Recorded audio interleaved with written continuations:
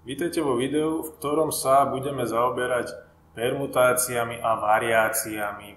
Budeme sa s nimi zaoberať spoločne z toho dôvodu, že permutácia je len špeciálny prípad variácie a najprv odhalíme, čo je to permutácia, a keď porozumieme, čo je to permutácia, tak trošku zovšeobecníme a zistíme, ako sa správa variácia. A vidíme, že je to na tej vetve usporiadaní, to znamená, že budeme mať k dispozícii nejakú množinu objektov, nejakú množinu prvkov a bude nás zaujímať, koľko je možností, ako tieto prvky vybrať, a okrem toho, že ich vyberieme, tak ich aj usporiadame. To znamená, že ich nejakým spôsobom identifikujeme, očíslujeme, oindexujeme prvý, druhý, tretí, štvrtý a tak ďalej. Tu vidíme ten v podstate diagram toho, čo nás zaujíma z kombinátoriky. Neskôr nás budú ešte zaujímať kombinácie, to je len výber, kde nás nezaujíma usporiadanie. Z toho sa dá potom prejsť na kombinačné čísla, ktoré majú nejaké vlastnosti. Tie vlastnosti sa dajú pekne odhaľovať práve v Pascalovom trojuholníku a iné veci. Áno, s faktoriálom sme sa už zoznámili. Ten faktoriál bude vystupovať v tých vzorčekoch, pomocou ktorých budeme počítať permutáciu, variáciu a tak ďalej. Tam potom ešte vidíme, že pri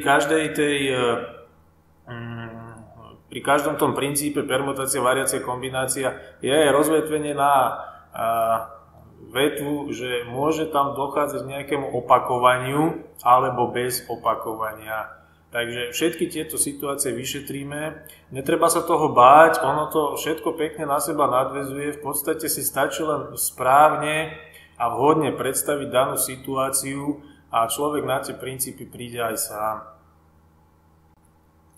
Tak poďme nazrieť, čo to je permutácia. Permutácia je v podstate ten najkonkrétnejší príklad, alebo taký v podstate najľahší. Vyzerá to následovne. Máme k dispozícii nejakú množinu s prvkami a prosím vás, ja to píšem úplne abstraktne, to znamená, že ja som tie prvky nazval ABC, ale v podstate je úplne jedno, čo sa tam nachádza. Tam sa môžu nachádzať ľudia, auta, písmená, cifry, ročné obdobia, knihy, čokoľvek. Áno, takže sme vyabstrahovali len samotnú množinu M. Treba si pozor uvedomiť jednu dôležitú vec, že tá množina M, ona má nejakú mohutnosť, to znamená početnosť, to znamená počet prvkov. A v našom prípade tie prvky sú 3, áno, je to trojprvková množina. Toto je úplne prvá vec, ktorú si musíme uvedomiť, že koľko prvkov vôbec máme k dispozícii. No a pozrime sa na definíciu, nie je nič zložité, pozrime, permutácia n-tej triedy je každá usporiadaná n-tica prvkov z množiny M. Prosím vás, tu si treba všimnúť v podstate len 3 veci. Prvá vec je, že vy, keď máte k dispozícii n prvkov,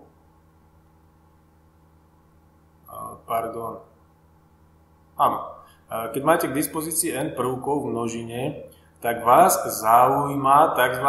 n-tá trieda. A tá n-tá trieda znamená, že vyberáte n-ticu, ale n je práve počet tých prvkov. Áno, takže prvá vec je uvedomiť si, že vždy sa tam bude hovoriť o nejakej triede, to znamená počte tých prvkov v tej n-tici, áno, ten výber, akože z klobúka koľko vyberieme, no teraz z klobúka budeme vyberať 3 prvky a v klobúku máme k dispozícii 3 prvky. Druhá vec, ktorú si treba uvedomiť, je, že tá trieda je rovná práve mohutnosti tej množiny. To znamená, druhá vec je, že my vyčerpáme celú tú množinu objektov, ktoré máme k dispozícii. A tretia vec je tá, že tie n-tice, ktoré sme vybrali, sú usporiadané. To znamená, že zaujíma nás, v akom poradí ich môžeme vyťahnuť z toho klobúka, respektíve záleží, či ich potom, keď ich vyberieme, nejakým spôsobom poukladáme. No, ja som tu vypísal z okolností všetky tie permutácie, ktoré existujú. Prosím vás, permutácia je každá táto možnosť, ktorá tu je. Áno, napríklad toto je jedna z možných permutácií. Áno, permutácia vlastne znamená zamiešanie tých prvkov. Áno, permutáciou v podstate napríklad zamiešanie balíčka kariet pred rozdávaním nejakej hry. Takže ja som to manuálne vypísal, prosím vás to len ilustračne, aby sme videli, čo sa deje. A samozrejme, že keď je tých prvkov viac, nemá zmysel ich manuálne vypisovať. Nás by veľmi zaujímalo, ako zistiť, koľko je tých permutácií. No jasné, že môžete ich vypísať a potom spočítať na prstoch. A pokiaľ ich tam bude 2 500 000, tak asi to pôjde ťažko. Takže poďme odhaliť vzorček, poďme zistiť, ako sa dá nájsť vzťah pre počet permutácií. No a počet permutácií sa dá zistiť pomocou tzv. Rozkladu na ten stromový diagram, respektíve pomocou de facto toho pravidla súčinu. A vyzerá to tak, že vlastne ja som hierarchicky naznačil tie úrovne 1, 2, 3, čo vlastne zodpovedá tým pozíciám, na ktorých sa tie písmena nachádzajú. Áno, takže a prvej úrovni je vlastne to konkrétne miesto. Áno, tu pekne vidieť, že naozaj sa bavíme o usporiadaní, áno, že záleží na poradí. No a možnosti, ako má byť uložené písmeno na prvom mieste, sú 3. Áno, bude tam písmeno A, alebo je tam písmeno B, alebo tam je písmeno C. To znamená, že sú 3 možnosti, ako umiestniť objekt na prvú pozíciu. No. Presunieme sa na druhú pozíciu, no a teraz my zisťujeme, že ku každému uloženiu objektu na prvej pozícii prislúchajú už 2 možnosti, už iba 2. Prečo? No lebo jedno písmeno už bolo položené. No, takže ako náhle my jedno sme položili, tak samozrejme k dispozícii sú už len zvyšné 2. A prosím vás, ten strom, čo tu vzniká, vlastne nie je nič iné ako systém, akým potom môžete aj vypisovať manuálne tie permutácie. Dobre, musíme si pozor uvedomiť, že ku každej možnosti, ako je uložené prvé písmeno na prvej pozícii, ku každej prislúchajú 2 možnosti. To znamená, nemalo by nás prekvapiť, že to bude 3x2. No a ešte pozor, je tam aj tretia úroveň, ktorá je akože patologická, pretože už vám neostáva nič iné, iba položiť jedno písmeno, ale v podstate stále to má zmysel uvažovať. Áno, takže na posledné miesto príde už len posledné písmeno. Takže pozor, za tým všetkým, čo vám vyjde, bude ešte krát 1. Áno, takže výsledkom je 3x2x1, čo je mimochodom 3 faktoriál. Áno. Takže na začiatku sa to vlastne začínalo tak, že máte takto, akože 3 možnosti, áno, červená je 3, 3 možnosti. Ku každej možnosti, ktorá tam vznikla, ktorú sme zafixovali, sú 2 možnosti, a keď ku každej, tak preto 3x2 a potom už len 1, áno. A prosím vás, to krát sa tam akože dáva úplne automaticky v mnohých prípadoch, ale treba si uvedomiť, že ono naozaj treba ho zodpovedne zdôvodniť a to zdôvodnenie je práve viditeľné v tom strome tých možností. Áno, že ku každej tej možnosti, ktorá mi medzi tým vznikla, ku každej existuje rovnaký počet, tak potom je to krát. Áno, takže takýmto spôsobom. No a my sme to vyšetrili pre 3 prvky na 3 úrovniach, lebo potrebujeme ich 3 usporiadať. No a nemalo by nás teda prekvapiť, že vzorec na permutácie bude v zátvorke N. Áno, permutácia n tej triedy je práve n faktoriál. Áno, n faktoriál. Pretože z tej schémy vyplýva, že alebo pekne vidieť, že čo sa to tam vlastne deje. Áno, že vy stále to násobíte číslom o jednom menším, až kým neprídete na jednotku. No v tomto okamihu treba dať pozor, možno sa zamyslíme, že či má zmysel hovoriť aj o permutácii akože 0. triedy, tak zmysel to má, 0 faktoriál je 1 a prosím vás, ako fyzicky to čo znamená? No, fyzicky to znamená, že vy máte k dispozícii vlastne prázdnu množinu a pýtate sa otázku, že v klobúku mám 0 predmetov. Ako koľkými spôsobmi môžem usporiadanie vybrať 0 objektov a usporiadať. A to znamená, že koľkými spôsobmi môžem vybrať nič. A ono to vyzerá, akože je to také na uležanie si v hlave, ale naozaj je to korektné a ten spôsob je iba jeden. Takže vy môžete jedným jediným spôsobom vybrať z klobúka nič. Áno, môžete vybrať nič jedným spôsobom. A tak pozrime nejaké príkladíky, keď už sme sa teda oboznámili s tým, ako sa to vypočíta. Koľkými spôsobmi môžem prečítať 4 knihy. Pokiaľ sme normálni, tak čítame knihu celú, potom ju odložíme, zoberieme druhú. Takže v našom prípade sú 4 knihy, to znamená 4 objekty. A keď máme prečítať všetky 4 knihy, tak robíme permutáciu 4. triedy. Takže 4 faktoriál. No a to sa dá vyčísliť, áno, to sa dá vyčísliť 24. Takže 24 možností, v akom poradí ich prečítať. Nie je tam nič komplikované, takéto triviálne prípady naozaj stačí len dosadiť. Pozrime ďalší príklad.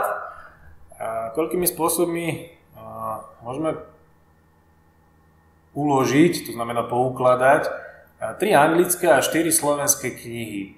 3 anglické a 4 slovenské knihy. A pozrime, máme 3 rôzne zadania, to znamená, že niekto od nás chce nejaké dodatočné požiadavky.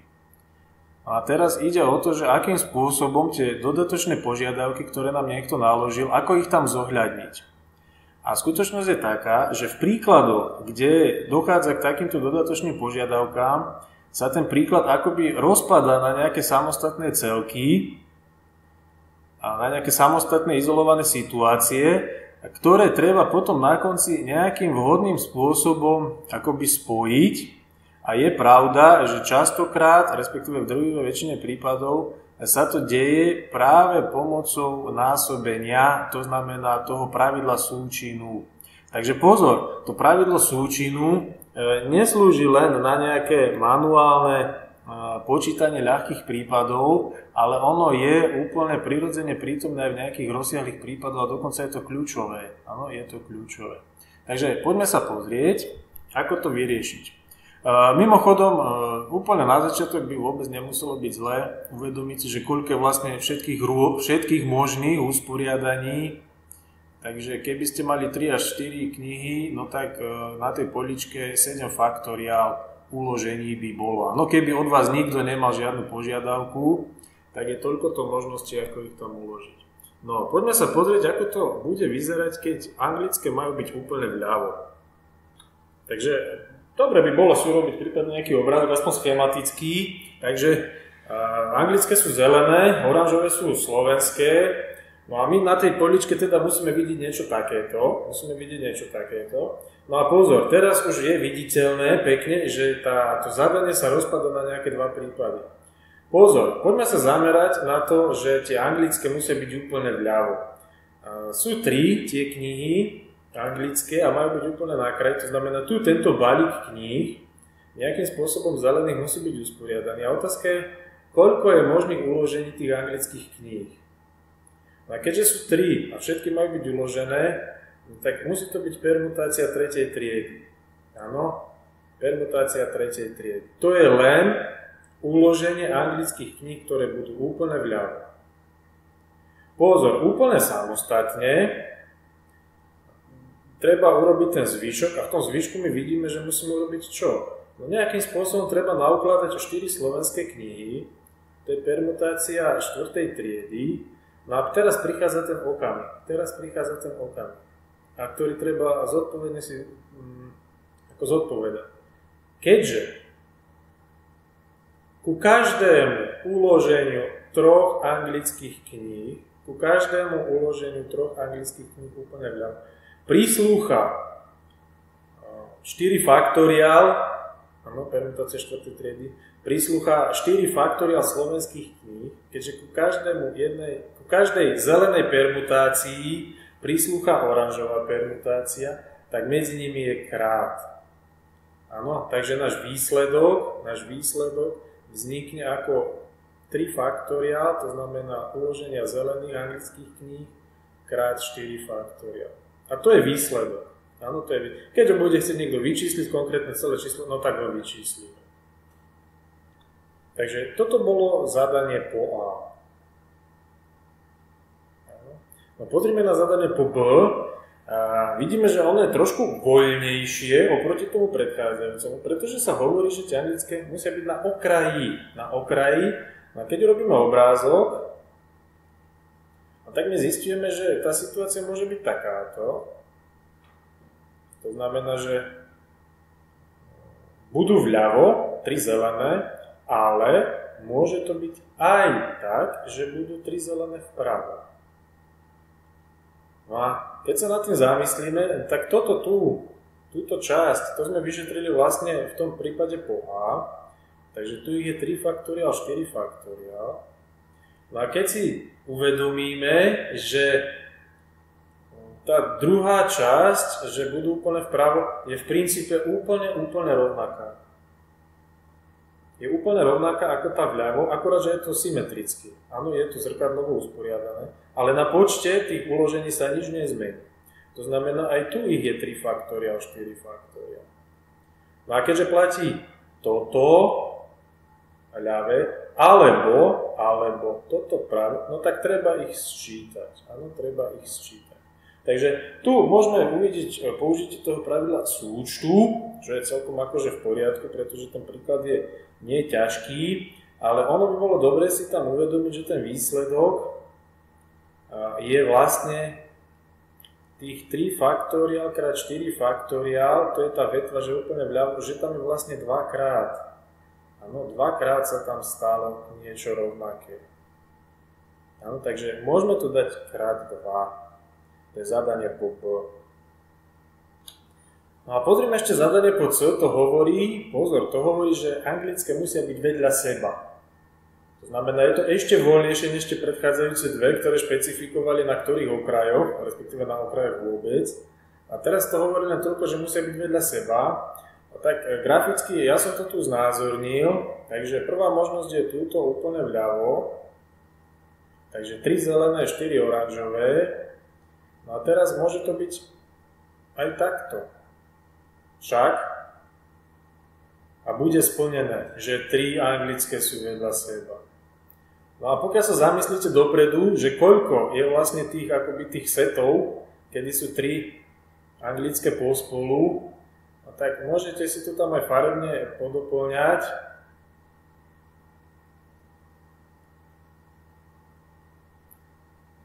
V podstate sa stačí len troška pohrať s farbami.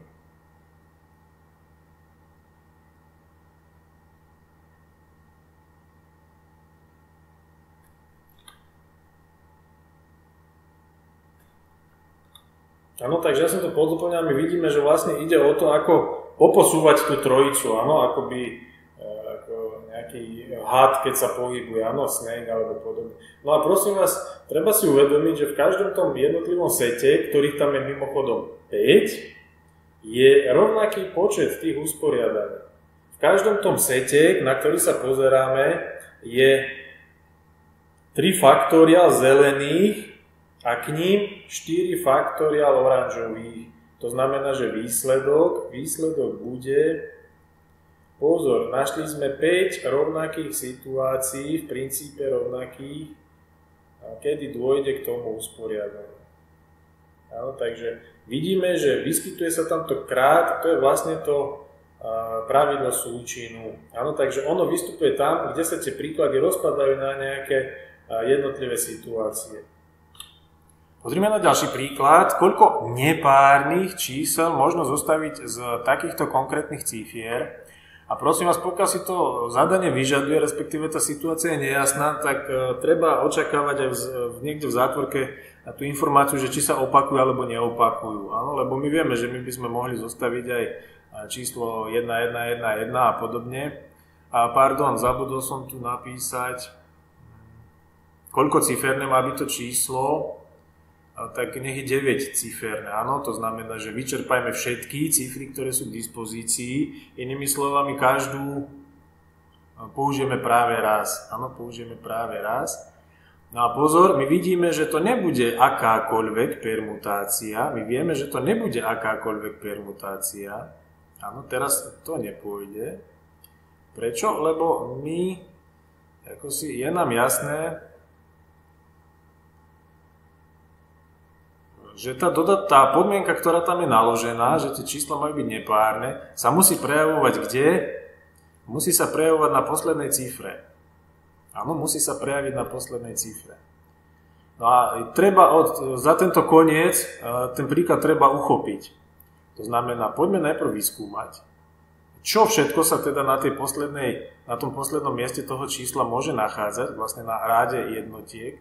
No a my zisťujeme, že tam môže byť koľko čísel? No, ak má byť nepárne, tak tam musí byť z týchto piatich tam musí byť nejaké číslo. To znamená, je 5 možností, 1, 3, 5, 7, 9. Áno, je 5 možných cifr, ktoré tam napíšeme, takže 5. No a pozor, nech už tam napíšeme ktorékoľvek, to znamená, zafixovali sme ho, tak nech už sme vybrali ktorékoľvek, tak ku každej tej zafixovanej možnosti existuje už potom čo? No, tu nám už potom stačí len dopísať 8 cifier. Tých zvyšných 8 cifier. Zvyšných 8 cifier na 8 miest, to znamená permutácia 8 triedy. A je hotovo. Takže pozor, 5 krát 8 faktoriál je výsledok. Buď nejaké x, alebo nejakým spôsobom to treba označiť. Áno, takže tá dodatočná podmienka, vidíme, že nám to vlastne rozbilo sa na poslednú cifru a ten zvyšok. Áno, poslednú cifru a ten zvyšok. No a uplatnilo sa pravidlo súčinu. A teraz príklad ďalší. 5-ciferné čísla treba napísať pomocou cifier 0 až 4. 0 až 4. A každú cifru použiť práve raz. To znamená, že musíme vyčerpať celú tú našu 5-prvkovú množinu. No, tak vrhneme sa na to. Vrhneme sa a zisťujeme, že keby sme urobili iba 5 faktoriál, akože permutáciu 5. triedy, tak v tomto okamihu treba si dať obrovský pozor. Prečo? Lebo do týchto permutácií 5. triedy, bohužiaľ, dostalo by sa tam napríklad aj takéto číslo. V úvodzovkách číslo. Alebo takéto v úvodzovkách číslo. To znamená, dostala by sa nám tam aj permutácia taká, ktorá sa začína nulou, ale my vieme, že nulu na začiatku mať nemôžeme. To znamená, ako to urobiť? Ako to urobiť? No a dá sa to robiť dokonca až 2 spôsobmi. Tak ukážme si spôsob prvý, to znamená, že majme k dispozícii teda všetky permutácie 5. A z nich samozrejme musíme nejaké vyhodiť, to znamená tie nevhodné dáme preč, to znamená odčítame ich. No a pozor, koľko je tých nevhodných permutácií? Tých nevhodných permutácií je toľko, koľko je tých zostavení, kde na začiatku je 0. To znamená, že treba vyhodiť, treba dať preč všetky permutácie, ktoré sa začínajú nulou. A ich je koľko? No ich je toľko, že na začiatku je posadená 0, na zvyšné 4 pozície sú obsadené 4 ciframi. Takže treba odpočítať vlastne 1 krát 4 faktoriál. Áno, táto jednotka to je jedno umiestnenie nuly na začiatku. Takže v podstate takto. Áno, to znamená 5 faktoriál minus 4 faktoriál. No a to sa dá trošku zmysluplne upraviť, keď rozpíšeme ten prvý 5 faktoriál minus 5 krát 4 faktoriál minus 4 faktoriál. No tak to je 5 jablok minus 1 jablko, takže 4 krát 4 faktoriál, áno, čo je nejakých 4 krát 24. Takže to je prvá možnosť, že zoberiete všetky a tie nevhodné dáte preč. Áno, to je jedna možnosť. Alebo je aj ďalšia možnosť a tá je taká, že vy hneď na začiatku zohľadníte to, že na začiatku na prvom mieste nesmie byť 0. To znamená, iný spôsob vyzerá tak, že vy si poviete, Koľko cifier môžem napísať tu na prvé miesto? A vy zistíte, že tam môžete napísať len 4 cifry, áno, bez tej nuly, ale nech už tam akúkoľvek cifru z tých 4 napíšete, tak k nej bude existovať čo to? No a tu musí byť samozrejme už zasa len 4 faktoriál, pretože na tie 4 miesta prídu 4 cifry. Áno, 4 cifry, samozrejme medzi nimi bude aj tá nula. Jednu cifru sme spotrebovali na prvé miesto a zvyšné 4 ostali. Takže vidíme, že výsledok je úplne rovnaký. Môžeme ísť na to tak, že zoberieme všetky a vyhodíme preč nevhodné, alebo to vystaviame postupne tak, že hneď na začiatku zohľadíme, čo tam vlastne môže byť, respektíve nemôže byť na tej prvej pozícii. No a posledný príklad by sme mohli nazvať teoreticky aj akože nejaký kvázi slovný, respektíve treba nejakým spôsobom vhodným zostaviť rovnicu. Áno, to znamená, máme dané nejaké vzťahy a zaujíma nás akási otázka. Takže ak sa zväčší počet prvkov v nejakej množine, ak sa zväčší počet prvkov o 2, tak zväčší sa počet permutácií 12 krát. Koľko je prvkov? No a celé to je o tom, že treba napísať rovnicu. To sú v podstate úlohy, ktoré sa riešili aj na ZŠ, akorát, že tam nevystupovali permutácie, ale vystupovali tam nejaké iné veličiny. Áno, akože napríklad, že ak sa hra na kocky zväčší o 2 cm, koľkokrát sa zväčší objem, alebo podobne. Áno, takže to je úplne to isté, akorát, že tu nemáme objem, ale máme tu permutácie. No, takže, samozrejme, keď neznámy počet prvkov je x, áno, môžeme dať x, tak máme permutácie našej neznámej množiny, teda neznámej mohutnosti, ale my vieme, že ak sa počet prvkov zväčší o 2, to znamená, tu máme zväčšenie prvkov o 2, tak počet permutácií sa zväčší 12 krát. To znamená, že pôvodný počet permutácií sa zväčší 12 krát a bude to rovné čomu? No, práve tým permutáciám, ktoré sú zväčšené o 2. Áno, takže takto vyzerá tá rovnica. Toto je ten vzťah. Áno. A ak sa počet permutácií zväčší 12 krát, 12 krát zväčšený počet permutácií zodpovedá situácii, že počet prvkov sa zväčšil o 2. No a to, keď transformujeme pomocou vzorca, no tak dostávame obyčajnú rovnicu s faktoriálom, ktorú už nie je problém doriešiť. Predelíme x faktoriál a ostáva x plus 2 krát x plus 1. Áno, x faktoriál sa vykrátil. Pozor, toto nie je normovaný tvar kvadratické rovnice. Nešťastím je táto 12. Takže musíme to porozbíjať, takže na ľavej strane x na druhú, 2x plus x je 3x a je tam kladná dvojka minus 12. No toto našťastie je normovaný tvar, takže môžeme sa pokúšať o tie vietové vzťahy. No a v súčine mám vyrobiť desiatku a v súčte trojku, takže 2, 5 by mohli byť kandidáti. Otázka je, či pasujú aj znamienka. A keďže v súčine má byť záporné, tak jedno kladné, jedno záporné.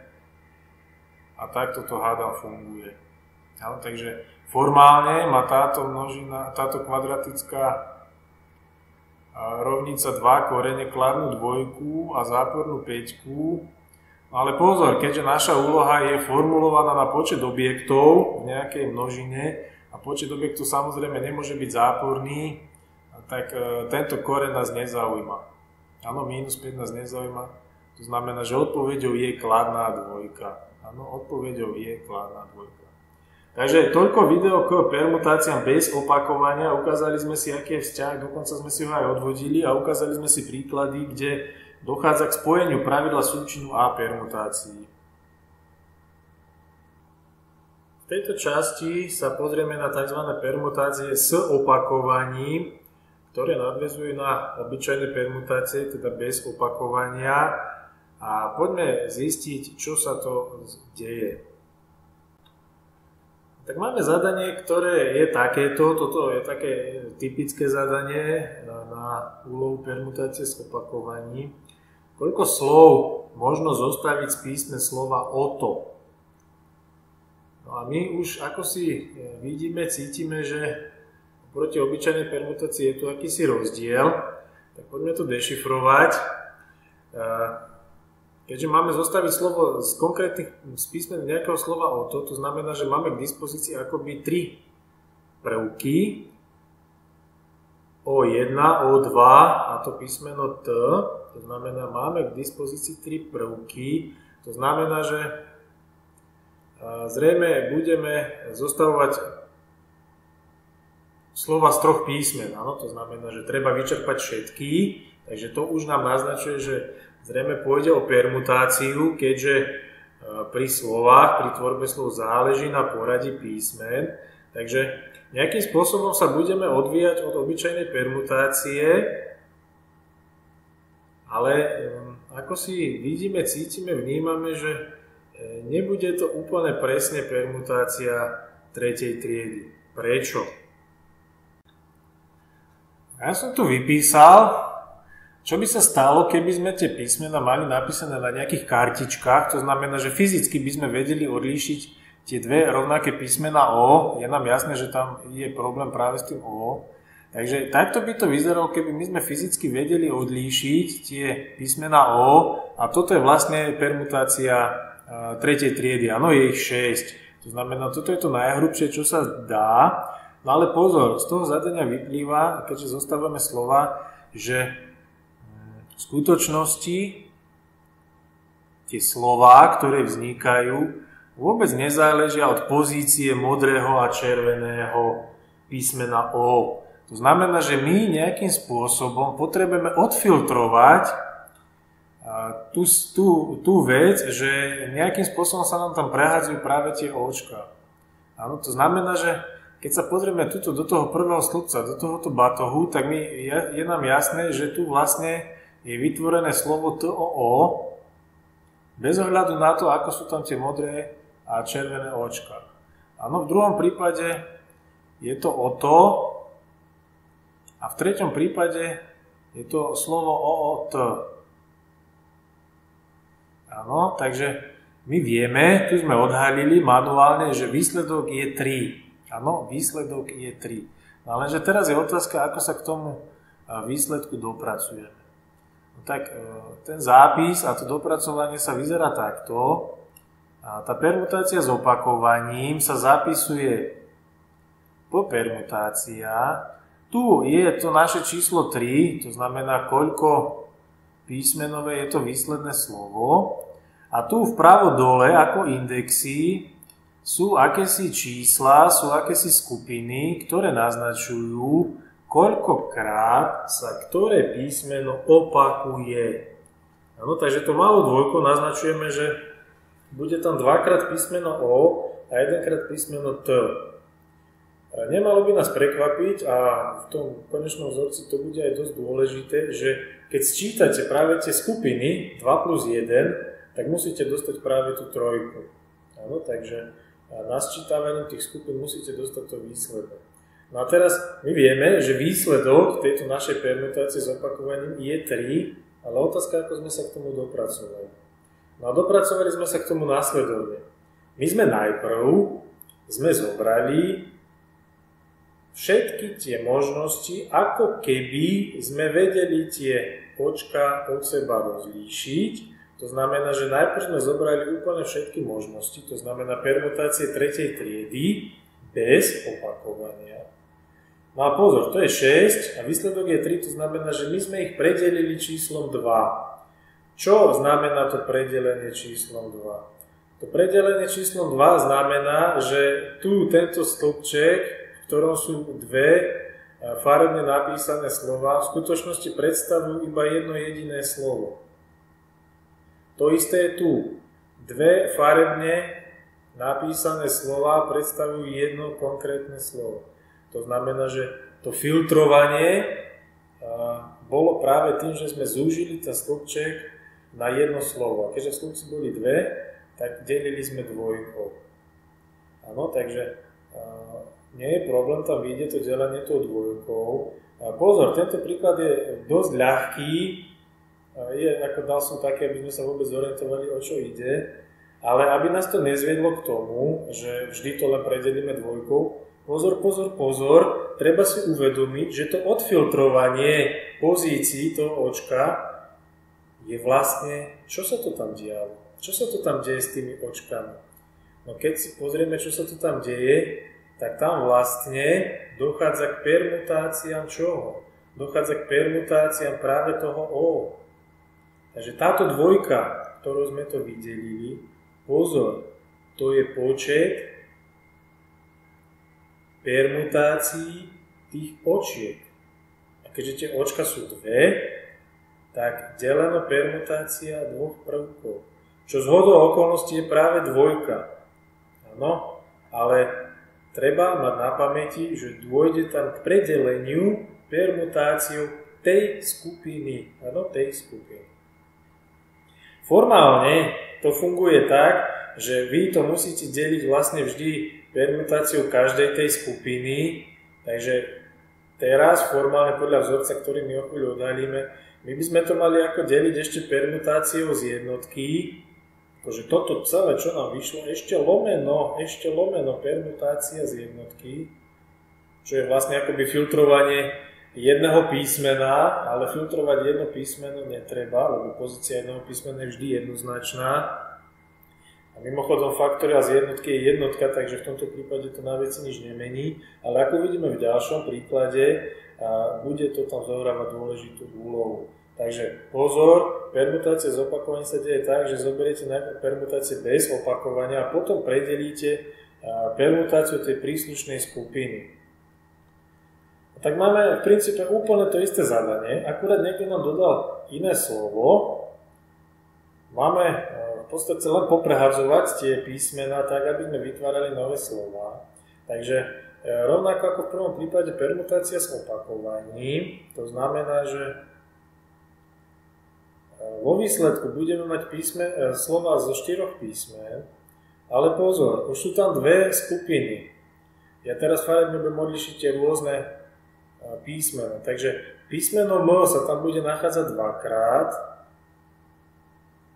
červené, a modré budú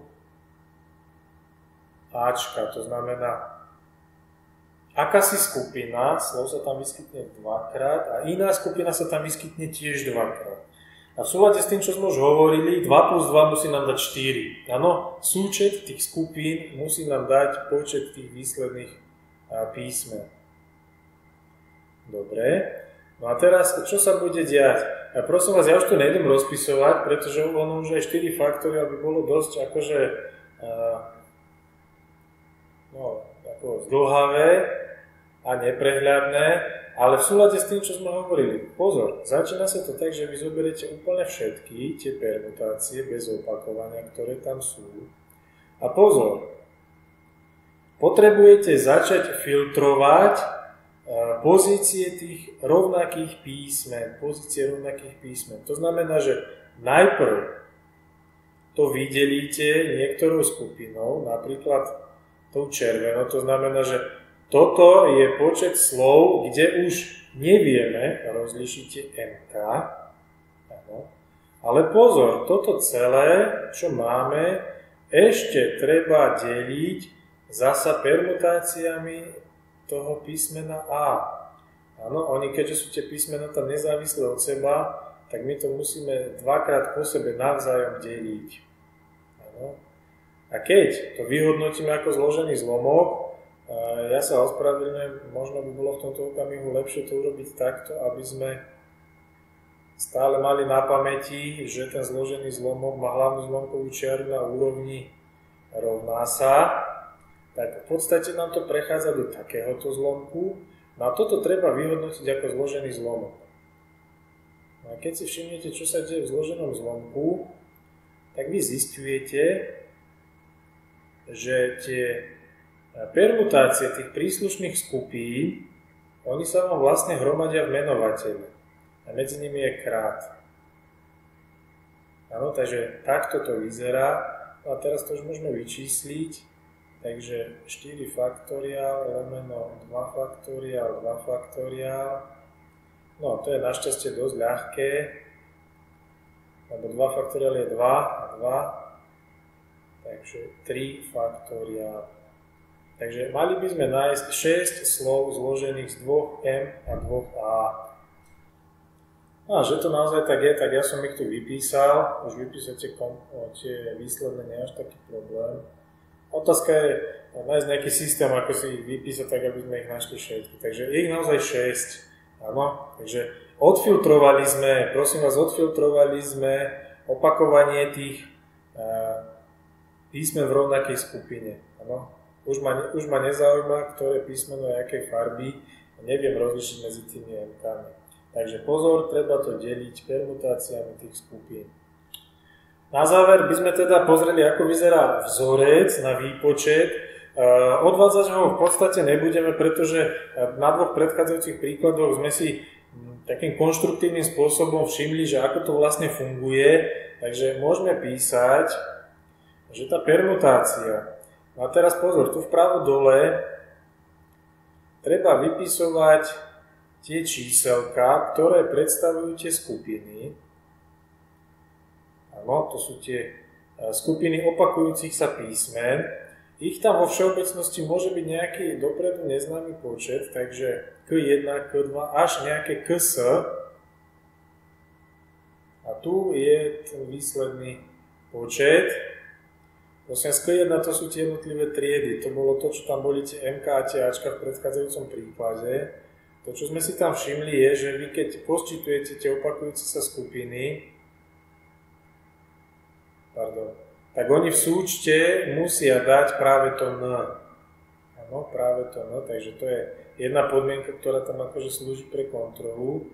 No a to, čo my sme si tam všimli, je to, že vy zoberiete najprv do čítateľa hrubo tie permutácie bez opakovania aj prvkov a tu dole je súčin práve tých permutácií tých jednotlivých skupín. Takže v podstate nie je tam nič komplikované, to filtrovanie sa tam deje takýmto spôsobom, že stále viac a viac to predeľujete a predelíte to vlastne všetkými tými skupinami, až po nejaké KS. Áno. V predchádzajúcom príklade, ktorý bol s tou mamou, tak K1 bola 2 a K2 bola tiež 2. Áno. S bolo 2. Aj v prvom príklade boli tie skupiny. A je pravda, že keď tá skupina je rovná 1, tak občas sa tam aj nenapíše, pretože deliť faktoriálom jednotky nič sa nedeje. Áno? Ale aby sme to mali teda korektne zapísaný ten vzorec, tak on funguje takto. Mimochodom, tento vzorec on vlastne funguje aj pre permutáciu bez opakovania. Keby ste zobrali permutácie množiny ABC, akože koľko slov vám vznikne zo slova ABC, tak by ste mali K1 by bolo 1, K2 by bolo tiež 1 a K3 by bolo tiež 1. Takže vlastne ten vzorec funguje, akurát, že on skolabuje. No tam je v podstate dole sú len faktoriály z jednotky, ktoré nič neriešia. Pardon, to by bolo akože 1, 1, 1 z trojky. Áno, no ale faktoriál jednotky je jednotka, takže to je 3. Čo je vlastne vec, ktorú sme už videli pri permutáciách bez opakovania. Takže ešte raz, takto vyzerá ten vzorček, jednoducho to len predelíte voľným počtom.